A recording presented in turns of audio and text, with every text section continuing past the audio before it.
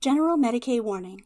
The views expressed in 5-ish minute lore, the lore delivered in rants, are sanctioned by their scholar Progenium as excess rageous. Prolonged exposure can result in loss of IQ, high blood pressure, random outbursts, and blunt force trauma to the skull, resulting in unconsciousness. Please consult your local physician for more information. First Captain of the Word-Bearers, the Black Cardinal, Phaeron.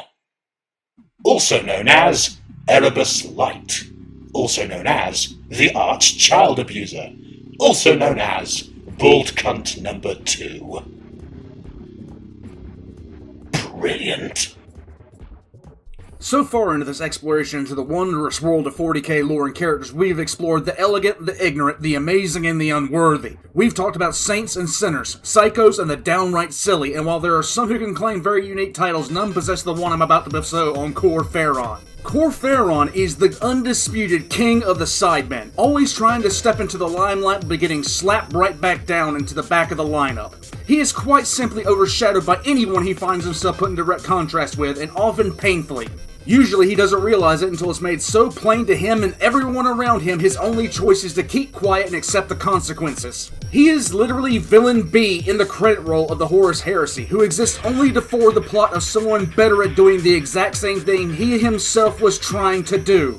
How about a few fine examples? He tries to aggressively push his religion on cultists. Lorgar comes along and does it better. He tries to step into a fatherly role. The Emperor actually did it better, and how by the blessed nutsack of the Emperor did Phaeron manage to do worse than Big E is anyone's guess. He tries to corrupt Lorgar. Nope, Erebus. Turn a Primarch to Chaos? A fucking sword in the middle of a snake orgy actually did it better. How about Phaeron wanting to be a Space Marine? Any Space Marine in the history of Space Marining is a better Space Marine than Phaeron.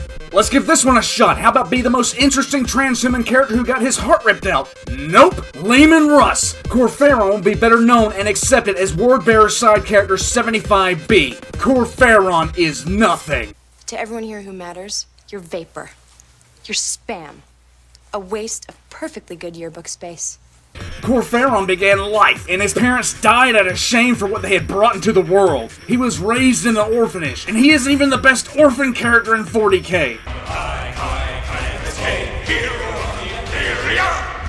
Eventually, he was made priest of a massively religious cult which worshipped the Chaos Powers under different names. At some point, he was, and get this, kicked out of this highly theocratic and massively chaos religious-inspired cult for being too much of a dick in trying to forcefully convert people. That's really saying something right there. After being kicked out of the capital city of Verdes for being an asshole and exiled, he grabbed a group of followers and went into the desert to be a priest out there around a bunch of nomads. That's when he met Lorgar. It didn't take a mathematician with 6 PhDs to realize the greatness that was in Lorgar, and instantly Phaeron seized on the free ride he saw in the Primarch and had his followers massacre the camp that he was found to be in to keep the Primarch a secret.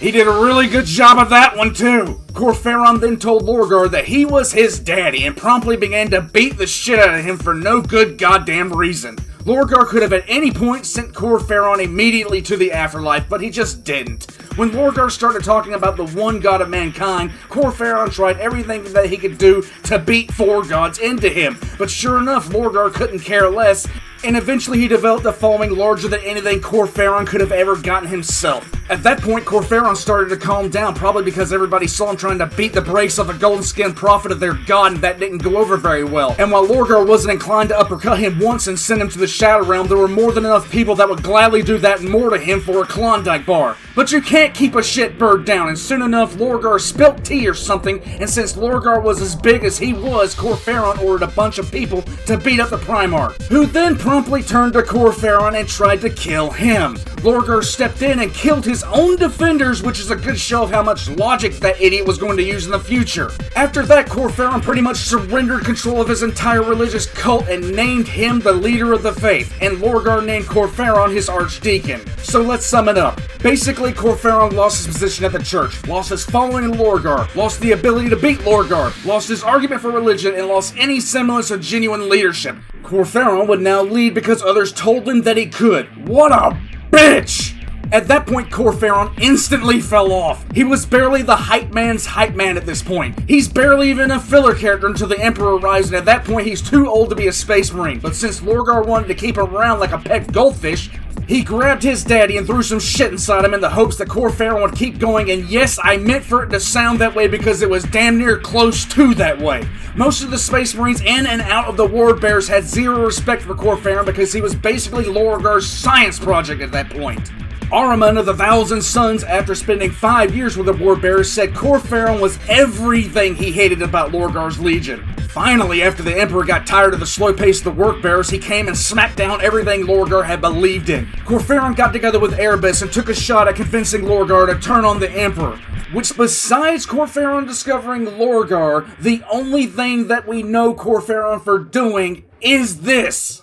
After that, he did damn near nothing besides trying to corrupt Gilliman to add a plot point to a book that didn't need any more plot points. He got one of his hearts ripped out for the trouble, and a few days later he lost his battle barge to the same said Primarch's Ultramarines. These days, Phaeron is still trying to be the best at something, but he's still just a shit. He's a bootleg Iron Man with none of the wealth, charisma, or intelligence, forced to live in a suit of Terminator armor that sustains his pathetic existence like a mobile nursing home. Literally, if Phaeron exits this suit of Terminator armor, he will die. Remember how I said in the Erebus 5-minute lore that if one had a gun with 2 bullets and Lorgar, Erebus, and Phaeron tied up helpless? Shoot Erebus twice, beat Erebus's corpse with a gun, and then just leave the old bastard Phaeron to die of natural causes.